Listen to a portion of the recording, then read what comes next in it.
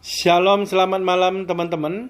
Hari ini short class berjudul Murtad bermula dari hati. Oke, kita baca ayatnya. Amsal 14 ayat 14. Orang yang murtad hatinya menjadi kenyang dengan jalannya, dan orang yang baik dengan apa yang ada padanya. Nah, waktu saya baca ayat ini, saya kaget banget ya. Nah, kita bahas ini ya. Terus saya selidiki, saya lihat Alkitab bahasa Inggrisnya ya, King James. Jadi biar lebih jelas ya. Nah, jadi Alkitab King James dikatakan begini. The backslider in heart shall be filled with his own ways, and good man shall be satisfied from himself. Nah, jadi begini. Murtad di bahasa King James-nya, Inggrisnya dikatakan backslider. Nah, saya lihat apa itu backslider ya. Nah, backslider adalah orang yang kembali mengerjakan kebiasaan lama yang tercela. Itu artinya murtad. Jadi, orang yang kembali mengerjakan kebiasaan lama yang tercela. Kalau kebiasaan lama berarti sebelum bertobat. Ya, perbuatan yang buruk itu dikerjakan terus-menerus kebiasaan lama. Tidak berhenti. Berarti apa itu? Tidak ada pertobatan. Ya, karena dia tidak ada pertumbuhan, kerohaniannya nggak berbuah. Jadi otomatis waktu dia jadi Kristen, dia nggak bertumbuh, berarti tetap yang dikerjakan adalah kebiasaan lama dia yang tercela. Nah, itu berbicara orang murtad backslider. Nah, orang murtad dikatakan di bahasa Indonesianya gini. Murtad, orang yang murtad hatinya menjadi kenyang dengan jalannya. Lah, jadi kenapa murtad? Kenapa dia kembali mengerjakan kebiasaan-kebiasaan lama yang tercela? Ini ditulis, hatinya menjadi kenyang dengan jalannya. Kita lihat kata-kata kenyang. Apa itu kenyang? Kenyang berarti makan. Ya, berarti dia terus memberi makan, dia terus mengisi hati yang kotor itu dengan kotoran-kotoran. Dia tidak diisi dengan firman supaya menjadi lebih bersih, tetapi diisi dengan kotoran-kotoran yang di luar firman itu. Makanya dia kenyang. Kenyang sampai hatinya penuh. Makanya tetap aja kebiasaan lama itu tetap tidak hilang. Tetap dia lakukan. Nah, itu Amsal 14 ayat 14 dikatakan itu orang murtad. Orang Kristen itu murtad. Serem loh. Sama ya di perjanjian baru. Kalau nggak berbuah, dipotong, dibuang, dibakar. Masuk neraka. Nggak masuk surga loh. Sama ini. Gitu ya. Nah, jadi ketika orang itu tidak bertumbuh, tidak di posisi Maria, tidak baca firman, nggak suka firman, hari-harinya yang diisi adalah kedagingan, keduniawian semua. Ya, sehingga kenyang akan jalannya sendiri. Nah, dikatakan gitu. Saya diingetin, ada 100 domba, satu tersesat Tuhan cari, dengan meninggalkan yang 99 di padang gurun. Ditinggal. Lukas 15 ayat 7. Aku berkata kepadamu, demikian juga akan ada sukacita di surga karena satu orang berdosa yang bertobat. Lebih daripada sukacita karena 99 orang benar yang tidak memerlukan pertobatan. Nah, ini orang udah masuk Kristen, dia gak memerlukan pertobatan. Jadi tetap dia masuk Kristen, tapi kelakuannya yang dia lakukan adalah kebiasaan lama yang tercela di mata Tuhan. Nah, itu Tuhan gak suka. Kenapa? Di sini dikontraskan di Lukas 15 ayat 7, Tuhan itu surga ada sukacita satu orang berdosa yang bertobat. Dikontraskan karena 99 orang ini nggak suka pertobatan karena nggak suka firman. Jadi hidupnya tidak berbuah, tidak bertobat. Tuhan ngomong lebih suka satu orang berdosa yang bertobat. Berdosa yaitu kebiasaan lama yang tercela itu, dia tidak ulangi lagi, dia bertobat. Bertobat karena apa? Ya karena firman. Nah, jadi bisa nggak memburu firman? Pengenalan akan nggak bisa. Berhenti memburu pengenalan akan Tuhan, berhenti memburu firman, hidup berbahaya. Ya. Roma 8 ayat 7 jelas dikatakan di Perjanjian Baru bilang gini. Sebab keinginan daging adalah perseteruan terhadap Allah. Karena ia tidak takluk kepada hukum Allah, hal itu memang tidak mungkin baginya. Apa itu kebiasaan lama yang tercela? Keinginan daging. Apa yang disebut kenyang dengan jalannya? Keinginan daging yang terus dia ngasih makanan di dalam hatinya. Keinginan daging. Itu perseteruan terhadap Allah. Makanya dibilang murtad. Gak pernah diisi firman. Bukan firman asal dengar ya maksudnya ya. Firman yang sudah tersingkap memberi terang, memberi pertobatan. Karena bisa orang ke gereja, bisa orang dengar firman tapi tidak ada pertobatan. Bahkan berpuluh-puluh tahun duduk di gereja, tidak ada pertobatan, bisa dan banyak. Ya, kedagingan, ia tidak takluk kepada hukum Allah. Murtad bukan? Ya, dan hal itu memang tidak mungkin baginya. Udah gak mungkin. Kalau Tuhan ngomong gak mungkin, selesai. Gak ada perdebatan lagi. Selesai, tidak mungkin. Berarti dia pasti tidak melakukan kehendak Tuhan. Dan nasibnya seperti ranting tidak berbuah.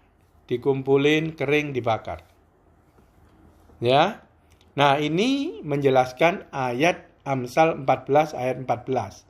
Ya, sekarang kita masuk kepada orang murtad yang sebelumnya dia bertobat itu dikatakan begini. Amsal 15 ayat 9. Jalan orang fasik adalah kekejian bagi Tuhan.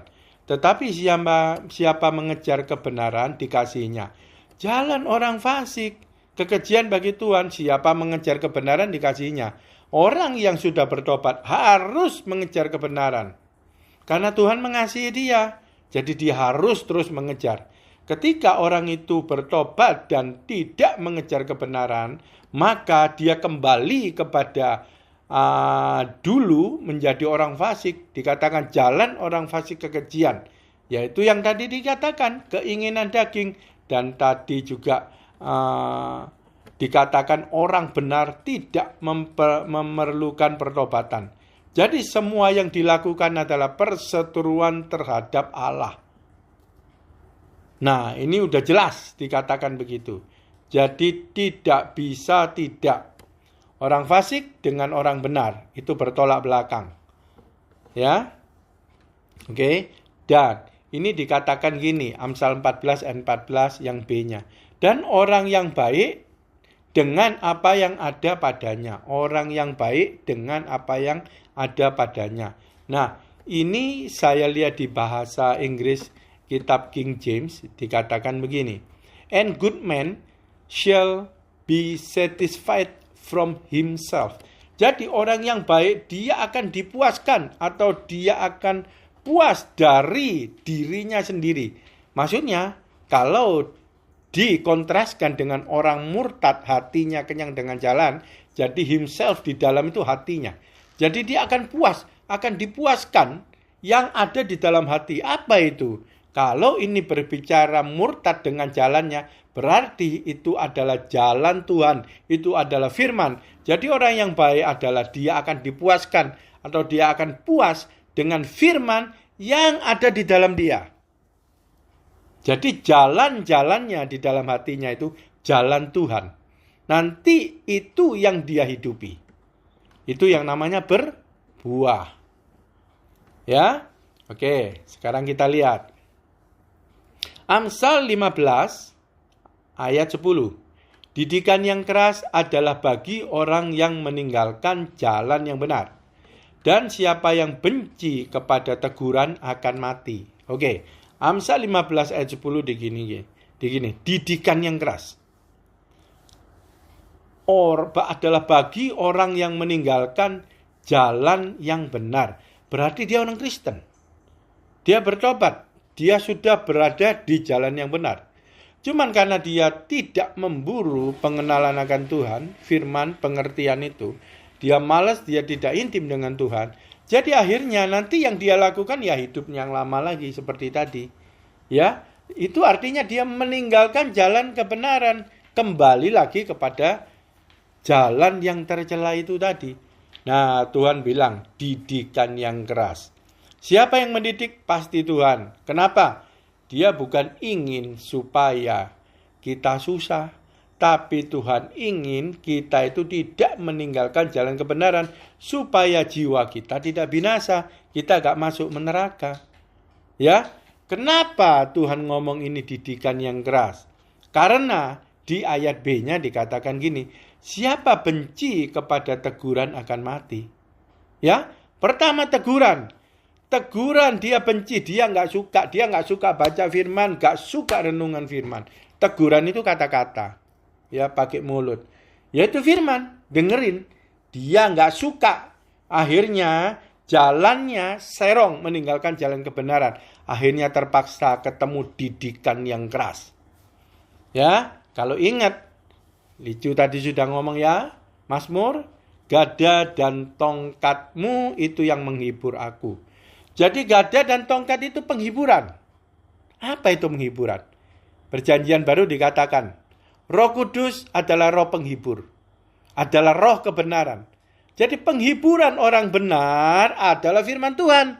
Bukan harta benda duniawi. Kalau penghiburannya keduniawian, kita tersesat, kita memburu yang namanya perseteruan dengan Tuhan yang tercela tadi. Nah, jadi ketika orang benci terhadap teguran, dia nggak suka firman, dia nggak cari firman dengan pengertiannya, yaitu hikmat semua, makanya dia akan ketemu didikan yang keras yang namanya gada. Tongkat itu teguran, gada itu didikan yang keras. Itu tujuannya satu, untuk kebaikan kita, supaya jiwa kita diselamatkan. Ya, kita lihat tongkat, teguran itu kata-kata. Mazmur 119 ayat 130. Bila tersingkap firman-firmanmu memberi terang, memberi pengertian kepada orang-orang bodoh. Ya, orang bodoh adalah orang yang nggak ngerti. Seperti kita ini, sampai kapanpun kita di hadapan Tuhan itu, jangan merasa pintar. Harus merasa orang bodoh. Sehingga terus kita memburu pengenalan akan Tuhan. Kalau firman tersingkap, teguran itu menyingkapkan kita, maka firman itu jadi terang. Sebelum tersingkap, firman itu tidak menjadi terang, pelitanya nggak nyala. Seperti gadis bodoh. Dan terang itu namanya pengertian. Terang memberi pengertian. Nah, ini yang diburu. Supaya jalan hati yang lama penuh dengan keinginan, kedagingan kita, itu diusir, diganti oleh firman Tuhan. Seperti tadi dikatakan. Tapi harus memburu firman, pengertiannya harus tersingkap. Ya, nah kita lihat apa yang namanya pengertian. Amsal 8 ayat 12-14 ini luar biasa. Aku hikmat, tinggal bersama-sama dengan kecerdasan, dan aku mendapat pengetahuan dan kebijaksanaan. 13, takut akan Tuhan ialah membenci kejahatan. Aku benci kepada kesombongan, kecongkaan, tingkah laku yang jahat, dan mulut penuh tipu muslihat. 14, padaku ada nasihat dan pertimbangan, akulah pengertian, padakulah kekuatan. Ini. Kita lihat terakhirnya, 14. Akulah pengertian. Apa itu pengertian? Pengertian itu ketika kita dapat, di dalamnya ada nasihat. Apa kita bodoh gak jadi pinter? Ada pertimbangan. Apakah bodoh gak bisa jadi pinter? Kalau ada pengertian, dinasehati, ada pertimbangan. Nah, terus di ayat 12 dikatakan, pengertian itu adalah kecerdasan. Itu di dalamnya ada pengetahuan, ada kebijaksanaan. Waktu kita ngerti firman, di dalamnya ada kecerdasan. Kita jadi cerdas, pengetahuannya dapat, kebijaksanaan dapat, nasihat dapat, pertimbangan dapat. Dan pengertian itu adalah aku hikmat. Dan akunya A huruf besar itu Tuhan Yesus, Sang Firman. Bila tersingkap itu hikmat. Dan itu pengertian. Dan dari semuanya tadi, padakulah kekuatan. Luar biasa, kekuatan.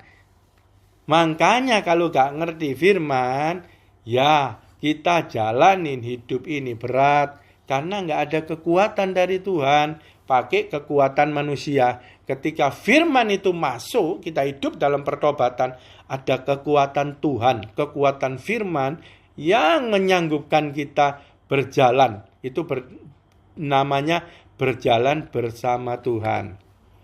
Ya, semuanya bisa. Nah, habis itu kalau yang namanya tongkat teguran gak suka, baru masuk gada. Karena gak bisa diomongin, berarti pakai pendisiplinan, didikan yang keras. Rugi, kita jangan mau sampai didikan yang keras ya. Kita terus intim di posisi Maria dengan Tuhan. Ya, nah itu hikmat tadi pengertian. Yohanes 14 ayat 6 terakhir ya. Kata Yesus kepadanya, akulah jalan, kebenaran dan hidup. Tidak ada seorang pun yang datang kepada Bapa kalau tidak ada melalui aku. Itu Tuhan Yesus, jalan, kebenaran dan hidup, yaitu tadi. Hikmat, pengertian, kekuatan, dan semua tadi itu yang ada di dalam pengertian. Nasihat, pertimbangan, kecerdasan, pengetahuan, kebijaksanaan. Ya, itu berbicara firman. Itu berbeda jalan, kebenaran, dan hidup tidak bisa dipisahkan. Itu satu paket. Itu jalannya jalan kebenaran dan itu hidup di dalamnya. Satu paket. Bukan tiga jurusan, 3 bagian, enggak. Satu paket. Ya, sekarang Tuhan Yesus sudah jelaskan, hati-hati dengan isi hatimu. Ya, hati-hati jika kita mulai malas, tidak intim sama Tuhan, tidak suka merenungkan firman Tuhan, membaca firman seperti Yosua 1 ayat 8. Kita bisa tidak sadar, kita mengerjakan kembali kebiasaan lama yang tercela, yang kita anggap itu benar. Dan kita tidak merasa bersalah karena kita masih Kristen dikiranya. Padahal Tuhan Yesus sudah ngomong, orang benar yang tidak memerlukan pertobatan, hati-hati. Oke, Tuhan Yesus memberkati.